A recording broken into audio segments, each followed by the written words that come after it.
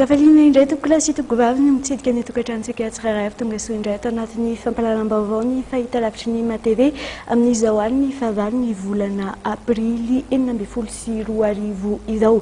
Mafana raha ny toedrarah hita teto amin'ny firenena tamin'ity androany ity toy ny efa nantitra tery ny filoham-pirenena mahakasika ny iaviany gouvernementa vaovao. Somary bahana ao anatin'izay ny fampahalalam-baovao antsika amin'izao alina izao. Avy hatrany dia hosataritsika amin'izay sehatra ara-politika izay ny fampahalalam-baovao. Nametraka ny taratasy fametram-pialana tamin'ny filoham-pirenena androany 9 aprily ny Premier Ministre Ravelonarivo Jean miaraka amin'ny gouvernementa fametram-pialana izay nakeny ny filoham-pirenena araka ny didim-panjakana 2024 tsipika 724 teo amin'ny fanadidina nentin'ny vola ravoavy sy Tsiry Rakotarsan.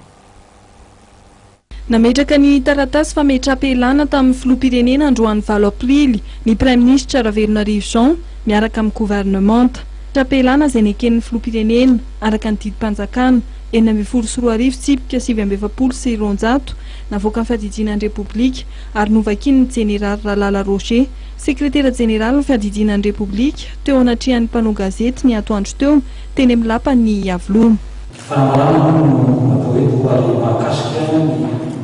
Fametram-pialana indrindra Premier Ministre sady gouvernementa ary nanekeny ny Repoblika dia fametram-pialana zany. Ka aoriana toizao nivaky ny didim-panjakana ary ny fahaenina ambin'ny folo sy roa arivo tsipika 724 anekena ny fametram-pialana gouvernementa ary mampisahana azy ny fiantonana ny fampampianana ranon'aran'andro mandrapatsanga ny gouvernementa. Ny Repoblika araka ny lavaam-pandrenana araka ny taratasy fametram-pialana natao ny 9 aprily 2024 natotry ny Premier Ministre sady gouvernementa natao Ravelonarivo Jean dia mamoaka izao didim-panjakana izao. Andiny voalohany ekena ny fametram-pialana atotry ny Premier Ministre Ravelonarivo Jean amin'ny anarany manokana sy amin'ny anaran'ny gouvernementa Repoblika. Andiny faharoa foanana ary dia foana ireo vorehetra rehetra teo aloha ka mifanohitra amin'izao didim-panjakana izao.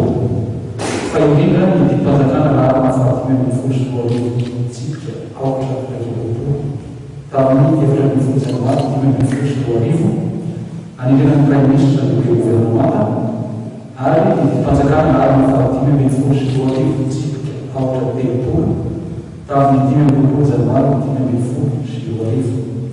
Novaina sy nofenoiny ny didim-panjakana lalana fahaenina ambin'ny folo sy roa arivo tsipika 8 tamin'ny 1 febroary 2024 sy roa arivo anindrena ireo mpikambana ao amin'ny gouvernementa.